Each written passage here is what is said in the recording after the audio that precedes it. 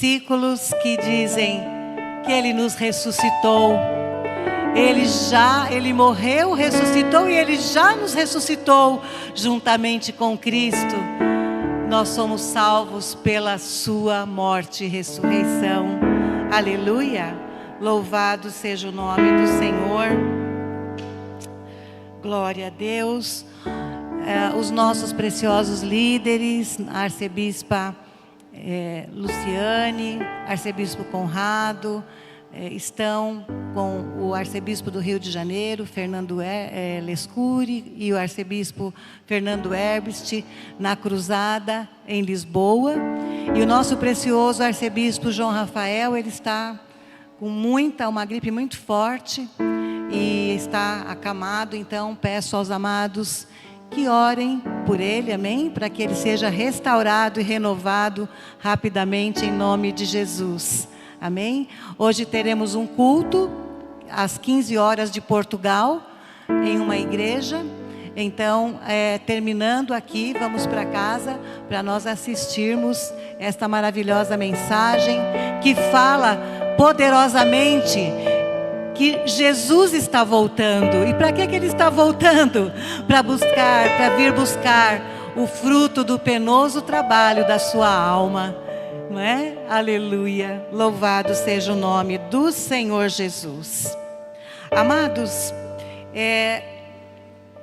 nós ouvimos, né? E tanto tempo nós temos visto uma Páscoa romantizada, uma Páscoa que prega, como nós falamos aqui no começo, né? Que fala do sacrifício de Jesus, mas fala do coelho, fala do ovo, fala da caça ao ovo e tantas coisas misturadas. É uma mistura. Quando Constantino instituiu, na verdade, que todos deveriam ser cristãos naquela época. Então, muitos soldados foram obrigados a se batizar, muitas pessoas que não criam no sacrifício de Jesus foram para a igreja. E o que aconteceu com isto?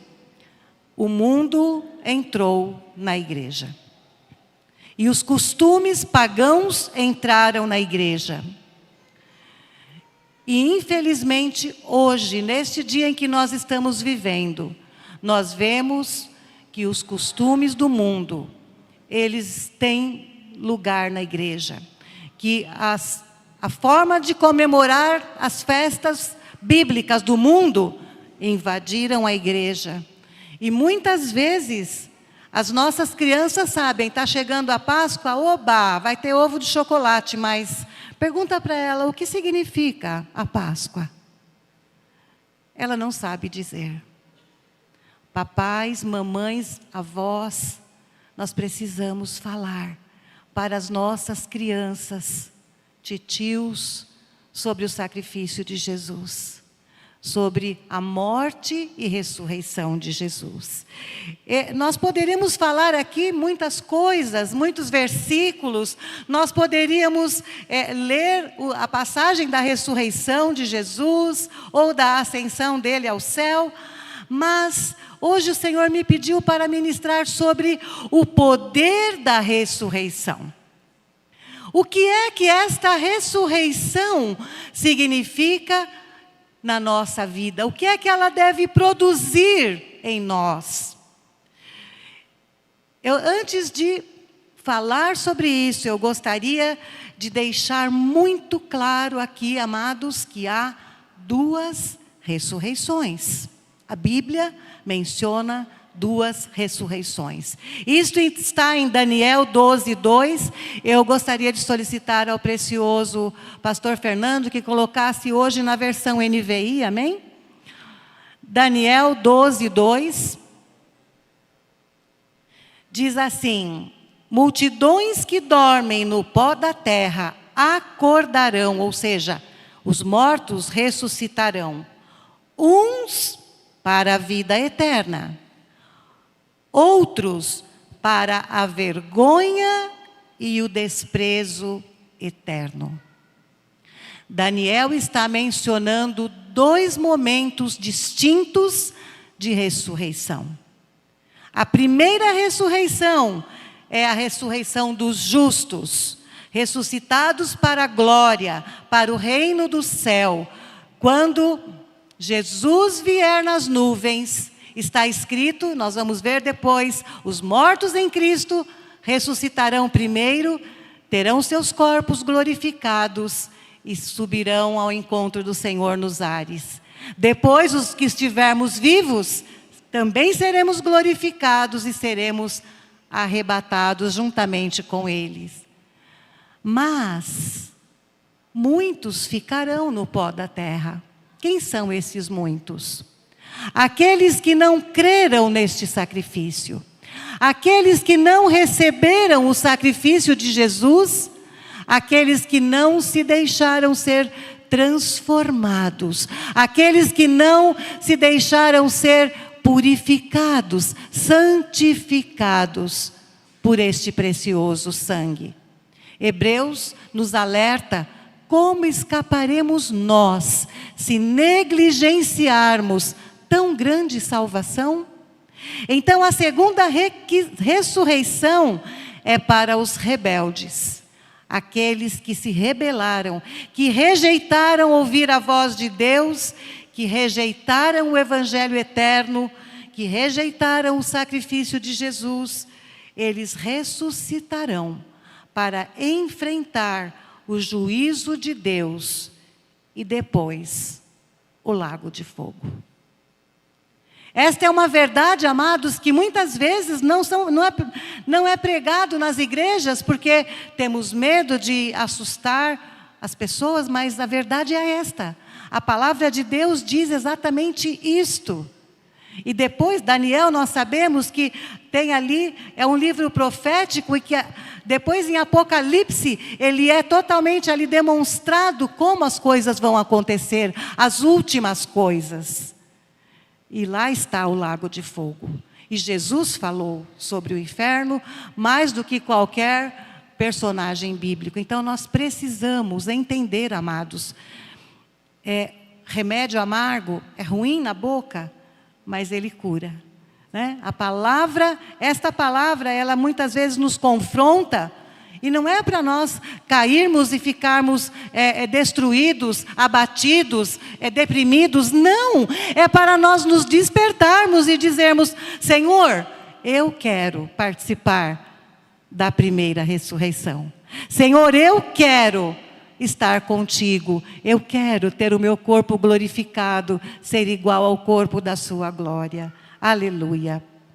E nós sabemos, amados, que os eventos da ressurreição de Cristo, como eles aconteceram, estão relatados por todo o Novo Testamento. Paulo fala, Pedro fala, os evangelhos mostram, mas o Velho Testamento, ele tem várias passagens que apontam para Cristo, que apontam para a sua ressurreição, para o poder desta ressurreição.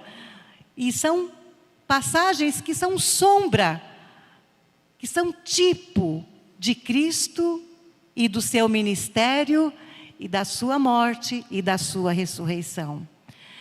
Nós vamos para Números 17, no versículo 8. Um dos tipos da ressurreição de Jesus está no livro de Números 17, versículo 8. Isso nos foi ensinado maravilhosamente em 2022 pelo nosso líder, profeta David Awar. É algo tremendo.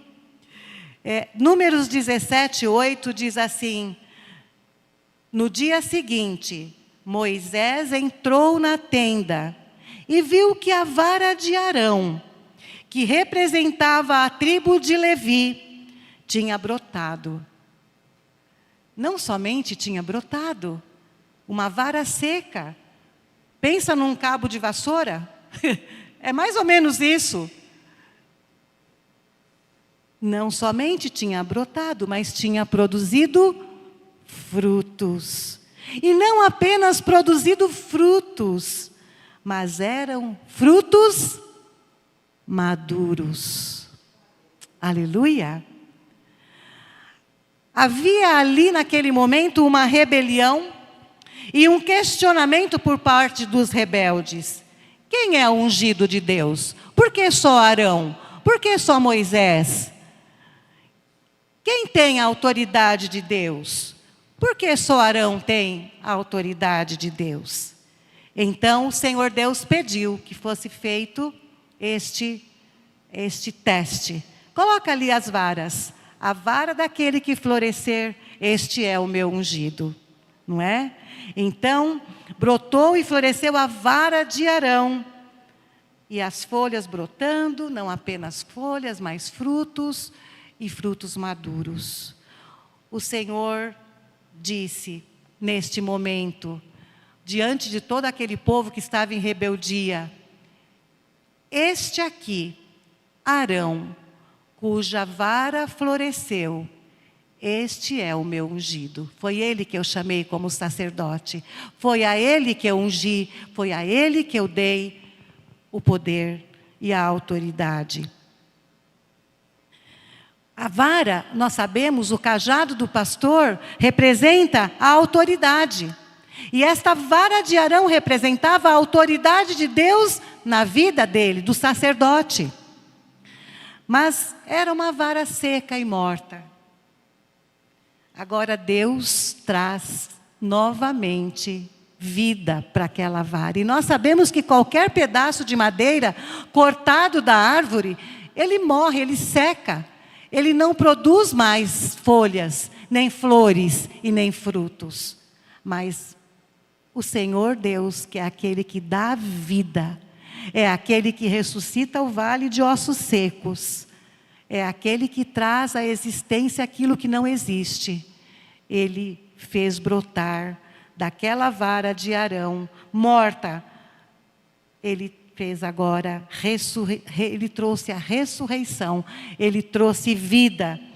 E aquela vara representava, lá em Números, se nós olharmos, tem 5 ou 6 tipos de Cristo. E a vara de Arão é um desses tipos.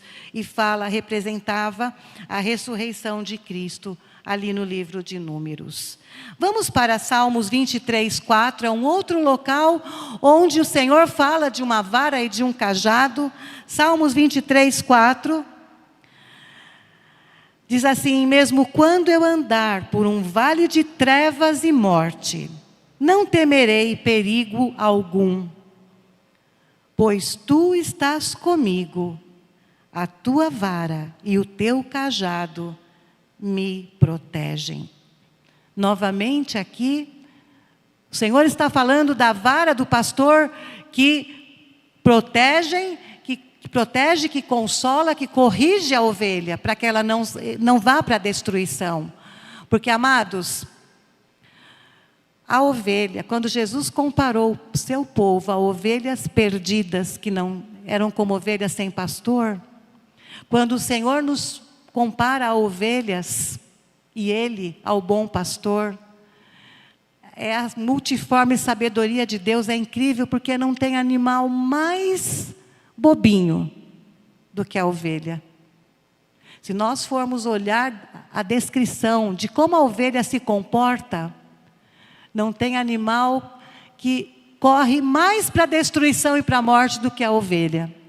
E o pastor está sempre ali, com o cajado, trazendo, buscando este cajado. Mas aqui no Salmo 23 ele fala do vale de trevas e morte, porque todos nós que não permanecermos vivos até o arrebatamento, vamos passar pela morte, pelo vale da sombra e da morte. Mas naquele vale da sombra e da morte, o bom pastor estará conosco, se nós morrermos com Cristo, com a sua vara, com o seu cajado, nos conduzindo para o grande dia, quando todos seremos arrebatados. Aleluia! Louvado seja o nome do Senhor.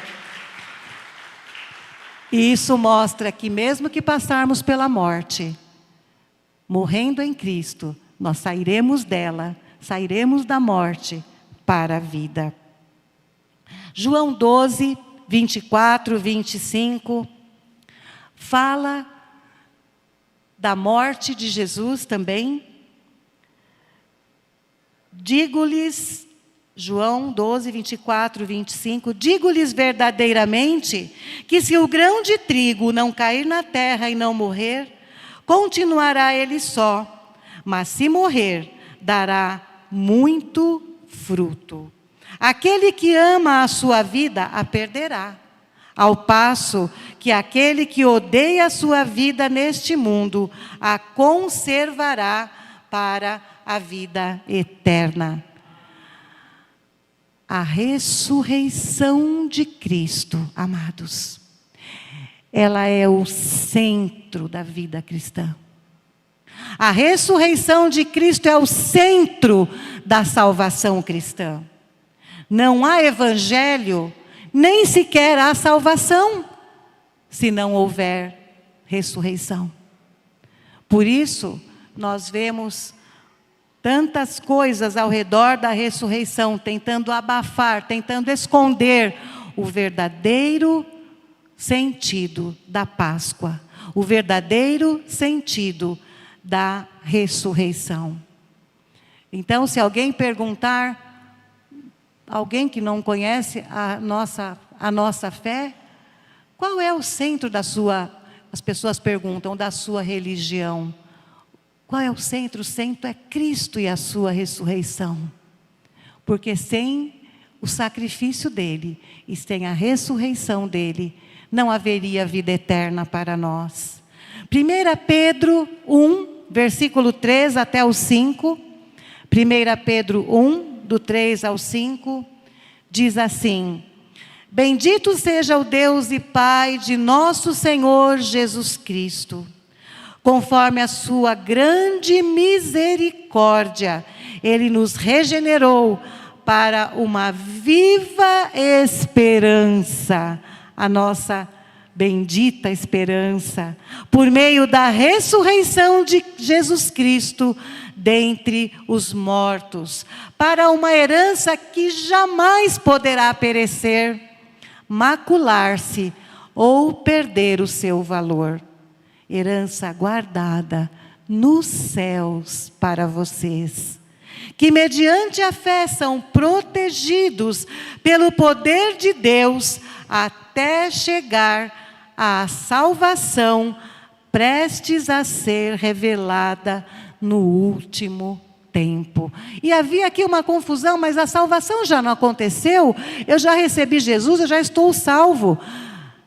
Salvo do que ele está falando aqui? Salvo desta carne pecaminosa, salvos do pecado, sim, mas salvos de continuar vivendo nesta terra e continuar pecando, porque naquele dia, quando o Senhor vier nos ares, vier nos buscar, nos arrebatar, com o corpo glorificado, não haverá mais espaço para o pecado. No céu nunca mais entrará pecado. Jesus virá a segunda vez, está escrito, mas sem pecado, ou seja, ele não vem mais lidar com o pecado. Ele já lidou com o pecado lá na cruz.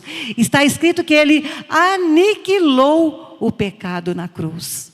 Agora nos cabe entrar nesta verdade e vivê-la, para que nós possamos ter a vida eterna. E este é o fruto de Cristo. O fruto de Cristo é um povo salvo, um povo que vai ser recriado, regenerado, à sua imagem, à sua semelhança. E quão frutífero ele é. E olhando para a vara, nós vemos os frutos ali, representando o fruto que Cristo daria na sua ressurreição.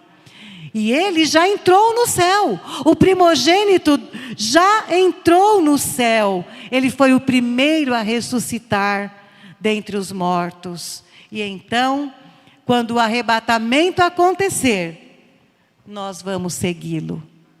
1 Tessalonicenses 4, do 13 ao 18, não poderíamos falar de ressurreição, de Páscoa, sem ler este texto tão maravilhoso de 1 Tessalonicenses 4, tão conhecido nosso. Diz assim: irmãos, não queremos que vocês sejam ignorantes quanto aos que dormem. Lemos lá em Daniel que muitos dos que dormem no pó da terra, que significa dormir na palavra de Deus? Morrer é igual a dormir, né? Para que não se entristeçam como os outros que não têm esperança, porque muitos estavam ali questionando: e quem morreu já? Está perdido? Os tessalonicenses estavam questionando Paulo. Quem já morreu então está perdido porque o arrebatamento não aconteceu ainda?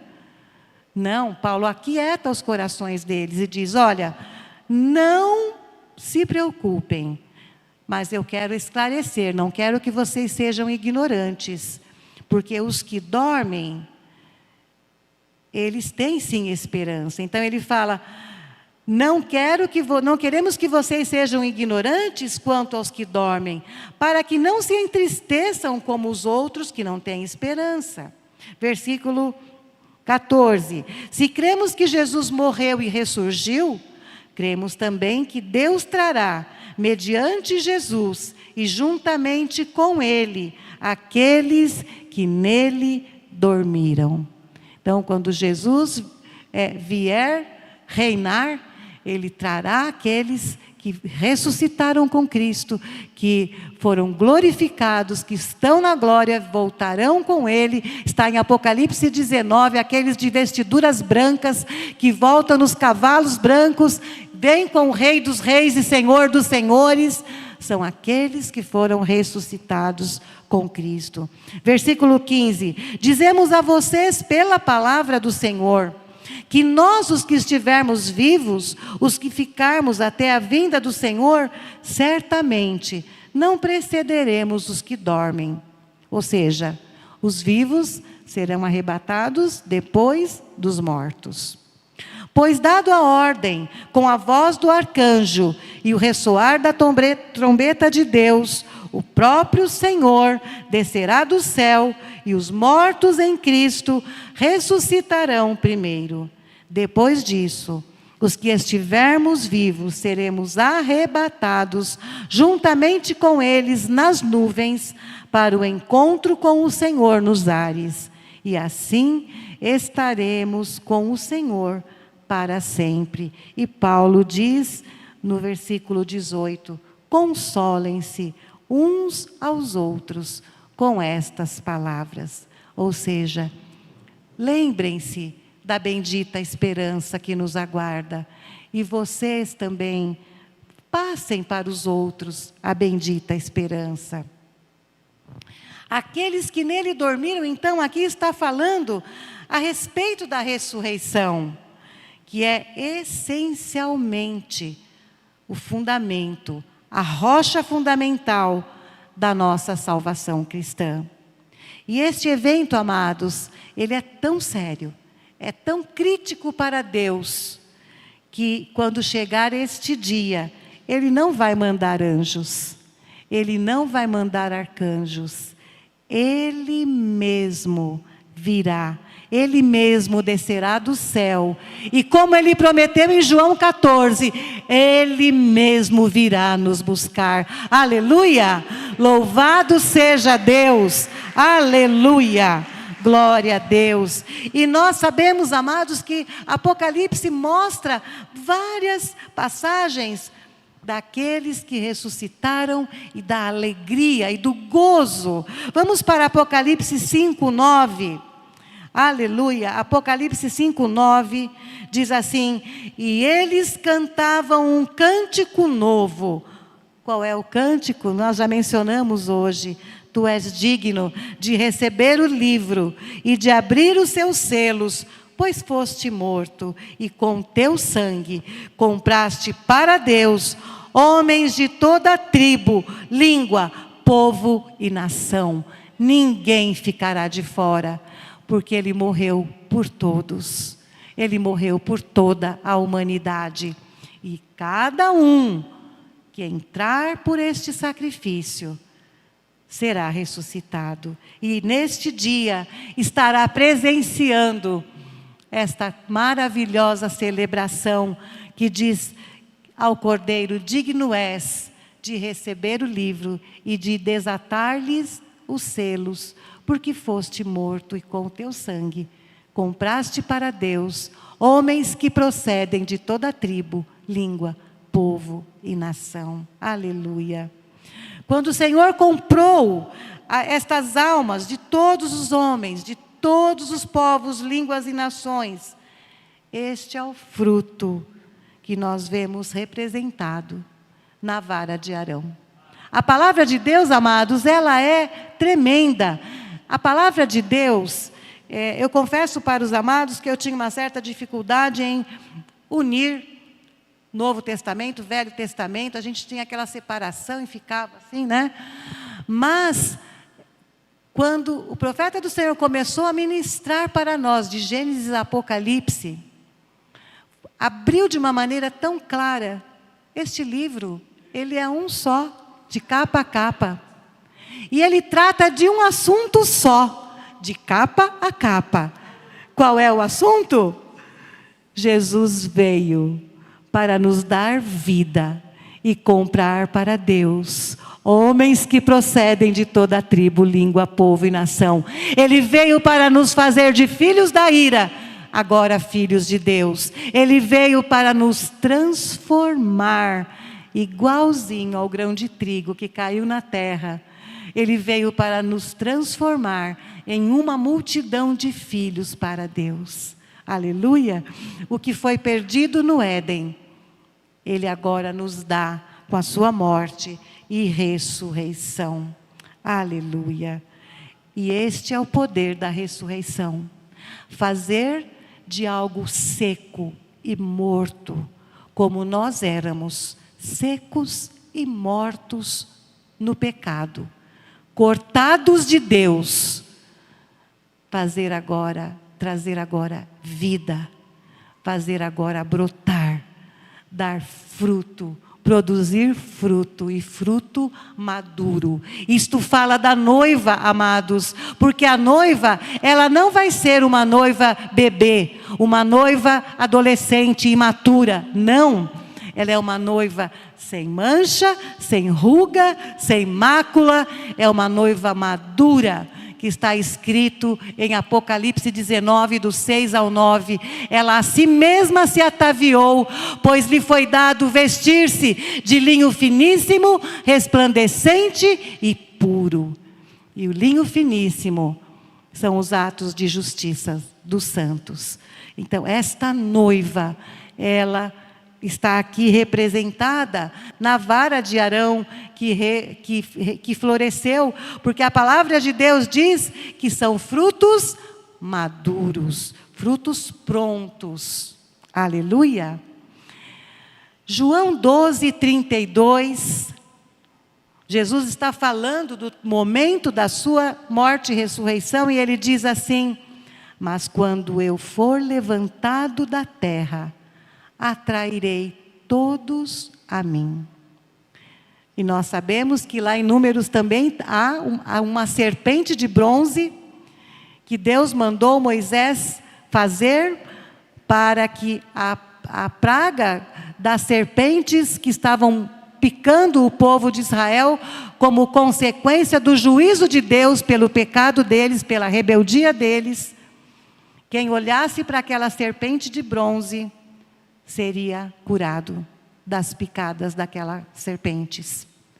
E esta serpente de bronze ali, amados, naquela cruz, sabe quem ela representa? Eu e você, o nosso velho homem, crucificado, morto, crucificado. É só assim que nós somos libertos, sendo crucificados com Cristo naquela cruz. É só assim que nós somos libertos dos nossos pecados e andamos em novidade de vida. Aleluia. Estamos falando do poder da ressurreição. Então não podemos deixar de fora Efésios 2:1. Efésios 2:1 diz: Ele vos deu vida, estando vós mortos nos vossos delitos e pecados. Este é o poder da ressurreição. 1 Coríntios 15:17, que fala: e se Cristo não ressuscitou, é vã a vossa fé, e ainda permaneceis nos vossos pecados. Ou seja, se não cremos que Cristo ressuscitou, se a ressurreição não é o centro da nossa salvação, não há motivo, não há razão, não há fundamento. Aleluia. Apocalipse 7, do 9 ao 10. Apocalipse 7, do 9 ao 10.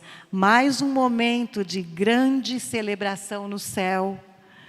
Diz assim: depois disso olhei, e diante de mim estava uma grande multidão, que ninguém podia contar, de todas as nações, tribos, povos e línguas, de pé, diante do trono e do Cordeiro, com vestes brancas e segurando palmas.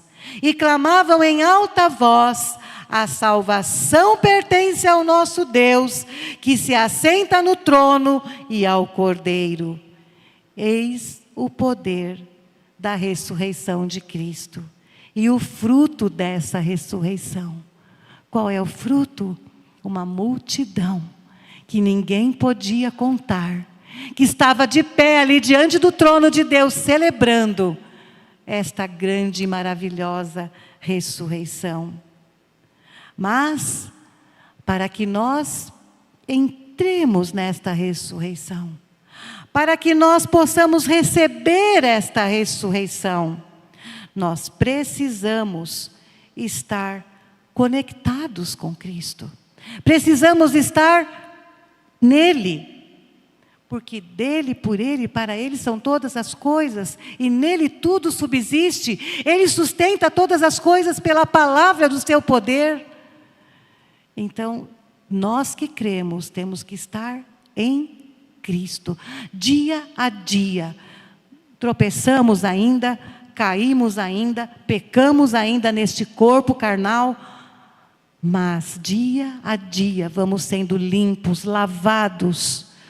Quando nos arrependemos, como fizemos hoje, nos arrependemos dos nossos pecados, pecamos, imediatamente vem aquela tristeza no nosso coração, e nós falamos: Senhor, me perdoa, me ajuda, eu não quero mais fazer isso, eu não quero mais falar isso, eu não quero mais ser assim, eu não quero mais sentir isso. E nos arrependemos, o sangue de Jesus nos lava e nós continuamos a carreira. Amém? Louvado seja Deus. Mas para isso, como eu estava dizendo, temos que estar conectados.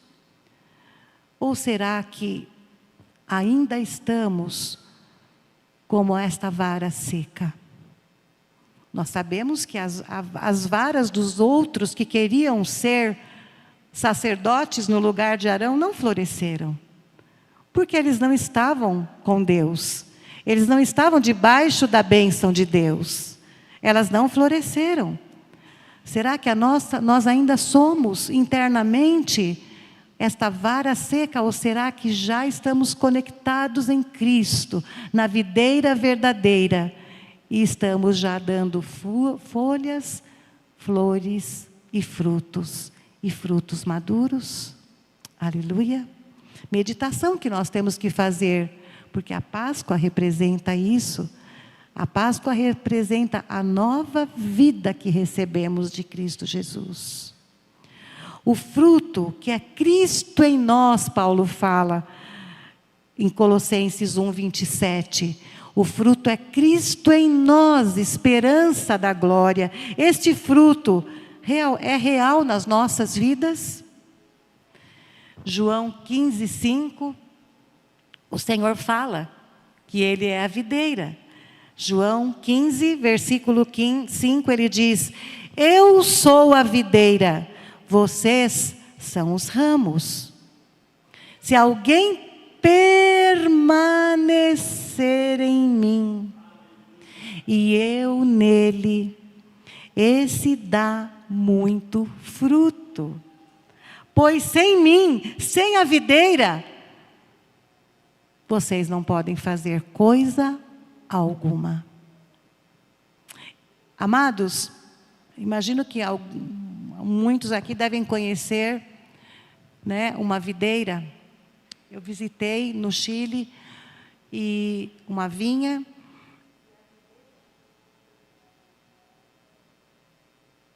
Aleluia, aleluia. Eu visitei uma.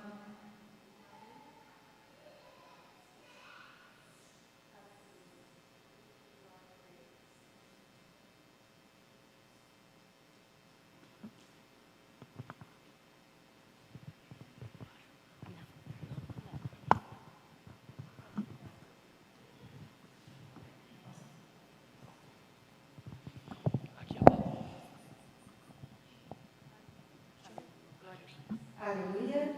Perdão, amados.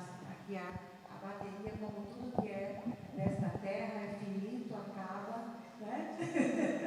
Como nós mesmos um dia vamos acabar, se Jesus não voltar antes, não é verdade? Então, amados, eu visitei essa videira e vi ali coisas muito interessantes, e é tão maravilhoso você ver algo com os olhos de Deus, né? A luz da palavra de Deus. Porque eles estavam mostrando vários tipos de uva, né? Tinha ali os nomes, e eles mostravam como era feito o processo. Então, a videira, ela é um tronco grosso. Ela é um tronco muito grosso. E daquele tronco grosso, saem os raminhos. Os raminhos, eles vão florescer, eles vão se enroscando ali, né? Naquele lugar onde eles se preparam para que aqueles ramos sejam entrelaçados. Dali saem flores, dali saem os frutos. Amém, obrigada, amado. E o que acontece muitas vezes é que no mesmo galinho saem 2 cachinhos de uva. Isso foi uma explicação que eles deram para nós, né? Saem 2 cachinhos, o que eles fazem? Eles verificam qual é o cachinho que está mais robusto, mais formado, e cortam o outro. Por quê? No mesmo lugar, os 2 cachinhos, os 2 vão ficar mirrados. Primeiro, algo que me chamou a atenção, né? Então, a palavra de Deus fala em João 15, que aquele ramo que não produz fruto, ele poda, aliás, aquele que está produzindo fruto, ele poda e limpa. O que poda e limpa o quê? Tira excessos, para que aquele ramo possa produzir um fruto muito bom, né? A segunda coisa é que quando acaba a colheita, eles podam, eles tiram todos os ramos, tudo. Fica só aquele tronco preto, parece até um pedaço de carvão. Mas no tempo certo, ele volta a brotar. E ele volta a dar fruto. Ou seja, não é o ramo que sustenta a videira. É a videira que sustenta os ramos. E cada galinho daquele cortado e lançado fora, ele seca. E não produz mais fruto. E uma outra coisa que eu vi também, eu vi que na frente de cada vinha, tinha pés de rosas brancas. Eu achei interessante, falei, bom, deve ser um costume deles aqui do Chile, né? Mas eu fui perguntar, porque aquilo me chamou a atenção, eram muitas. E o que é que ele explicou para mim? Ele disse, essas rosas brancas, muitas vezes é muito grande, né? A plantação é muito grande, vários tipos, eles não conseguem detectar pulgões e fungos, os bichinhos que comem ali a videira, né? As folhas, o fruto, prejudicam a produção. Mas a rosa branca, ela é muito mais atrativa do que a videira para esses bichinhos. Então, quando eles olham, e elas ficam na frente, assim, ó, como um exército. Quando eles veem algum bichinho naquelas rosas, eles já sabem, precisamos tratar toda a vinha, porque tem bichinhos aqui. Achei muito interessante, amados, porque na hora eu pensei no Espírito Santo. O Espírito Santo está tratando conosco o tempo todo, falando conosco o tempo todo, ministrando conosco com a palavra de Deus, para que nós tomemos cuidado com o bichinho do pecado que vai nos destruir. Qual é o objetivo desses bichinhos? Eles se alimentam da videira e eles vão destruir as flores, vão destruir os frutos. E de que adianta ser uma linda videira sem nenhum fruto? Porque Jesus disse em João 15, aquele que não der fruto, meu Pai corta e vai lançar no fogo para ser queimado. Então, amados, a nossa vida precisa estar conectada na videira. Nós somos simples galhos. Nenhum galho por si só pode permanecer vivo e dar fruto, não é verdade? Aleluia. Se nós estivermos conectados a Ele, nós vamos florescer e dar frutos maduros. Romanos 14, de 8 a 9. Romanos 14, de 8 a 9, diz assim: se vivemos, vivemos para o Senhor. Se morremos, morremos para o Senhor. Assim, quer vivamos, quer morramos, pertencemos ao Senhor. Por esta razão, Cristo morreu e voltou a viver, ou seja, ressuscitou, para ser Senhor de vivos e de mortos. E eu quero finalizar, porque nós poderíamos falar muita coisa, porque toda a Bíblia está permeada, o assunto, o principal, fundamental, de capa a capa é este. Nós poderíamos começar lá em Gênesis e até Apocalipse novamente, que nós não repetiríamos versículos, mas eu quero finalizar com uma tremenda palavra que Paulo deu aos Filipenses, em Filipenses 3, desejando que isto que Paulo escreveu aqui, esta oração que ele fez, que na verdade ele fez uma oração, em Filipenses 3, a partir do versículo 8, que este seja o anseio do nosso coração também, que este seja o maior desejo do nosso coração no dia de hoje. Diz assim a palavra do Senhor, versículo 8, mais do que isso, Paulo está dizendo, considero tudo como perda, comparado com a suprema grandeza do conhecimento de Cristo Jesus, meu Senhor, por cuja causa perdi todas as coisas, e eu as considero como esterco, para poder ganhar a Cristo. E eu quero parar aqui só um segundo, para nós meditarmos, no que foi que Paulo perdeu mesmo? Ele perdeu qualquer coisa? Ele perdeu tudo que ele tinha. Ele perdeu a sua reputação, ele perdeu a sua riqueza, o seu status, ele perdeu possivelmente a sua família, ele foi considerado como louco, como escória, considerou tudo como esterco. E ele diz aqui, para poder ganhar a Cristo. Versículo 9, mais do que ganhar a Cristo, ser encontrado nele. Amados, naquele dia nós precisamos estar em Cristo, para sermos arrebatados. E ser encontrado nele, não tendo a minha própria justiça, que procede da lei. Ele era conhecedor da lei como ninguém. Ele era conhecedor, ele era fariseu de fariseus, ele conhecia a lei como nenhum outro. Mas a que vem mediante a fé em Cristo, a justiça que procede de Deus e se baseia na fé. Quero conhecer a Cristo. Coloque-se de pé, por favor, amados.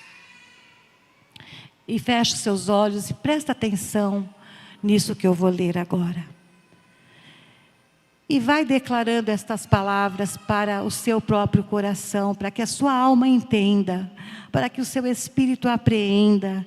Quero conhecer a Cristo, ao poder da sua ressurreição e a participação em seus sofrimentos, tornando-me como Ele em sua morte, para de alguma forma alcançar a ressurreição dentre os mortos.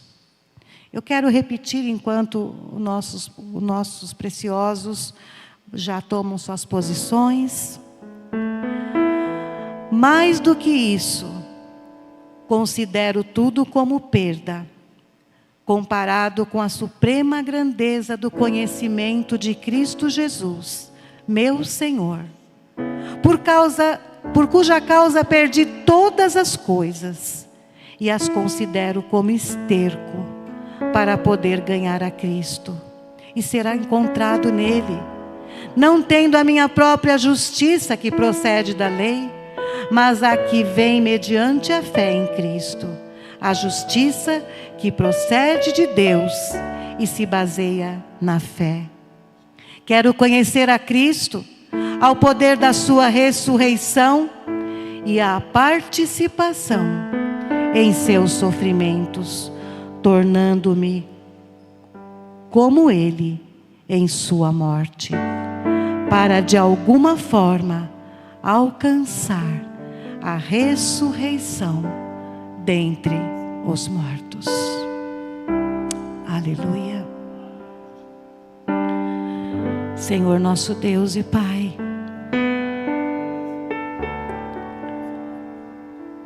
Senhor, nós não queremos mais viver uma Páscoa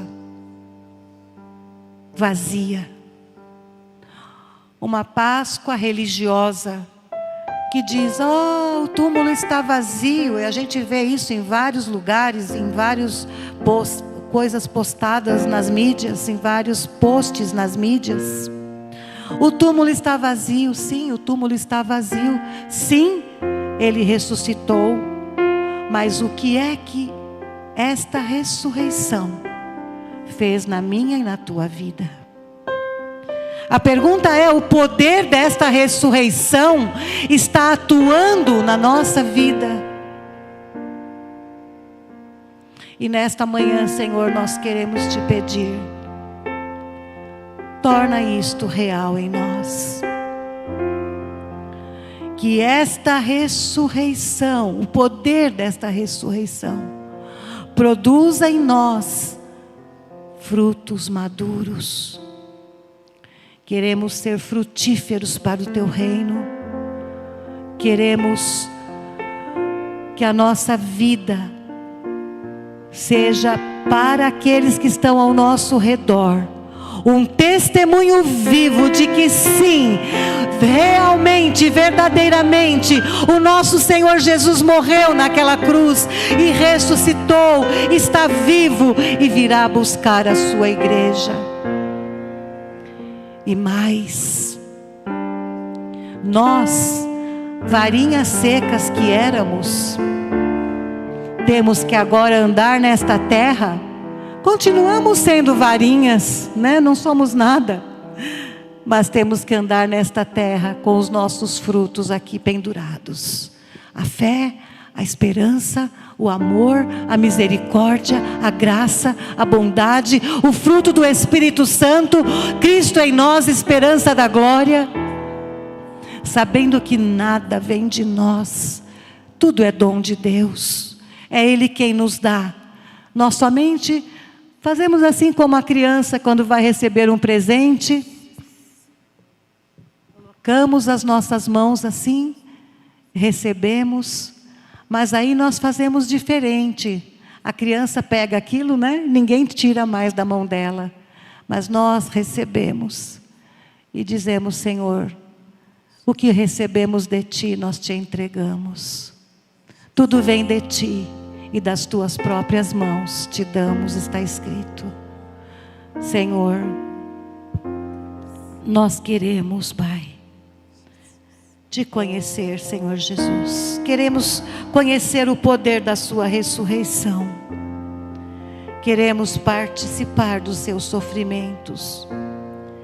Queremos, Pai, alcançar a ressurreição dentre os mortos, para naquele grande dia estar entre aquele povo, aquela grande multidão, te adorando, te exaltando, glorificando o teu nome, Senhor.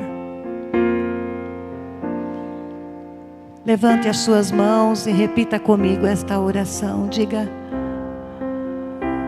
precioso Senhor Jesus, eu entendi, Senhor, nesta manhã, o poder da tua ressurreição.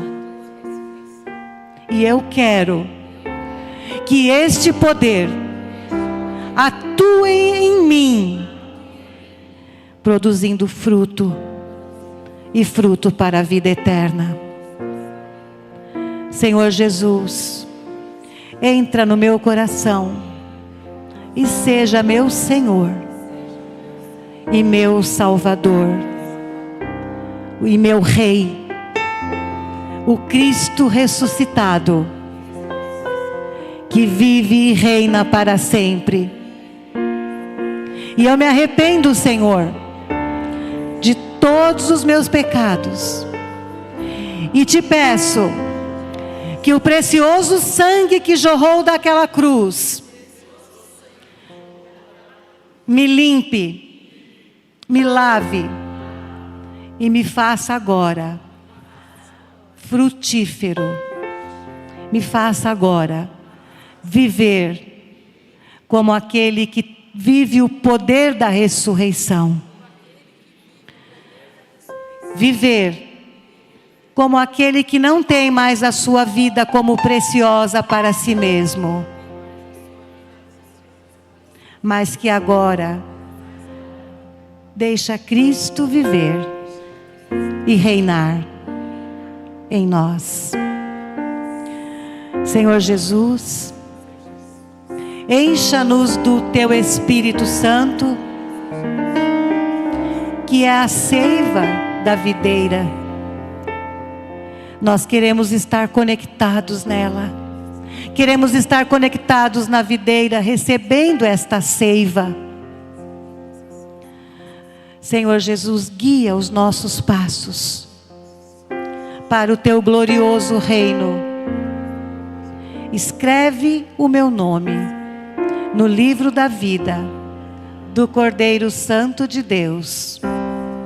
E eu declaro que eu sou nova criatura em Cristo Jesus. Que eu nasci de novo, porque eu fui alcançado pelo poder da ressurreição. E agora, Cristo vive e reina em mim. Aleluia, aleluia. Vamos aplaudir ao Senhor Jesus. Aleluia, glória a Deus. Vamos adorá-lo. Aleluia.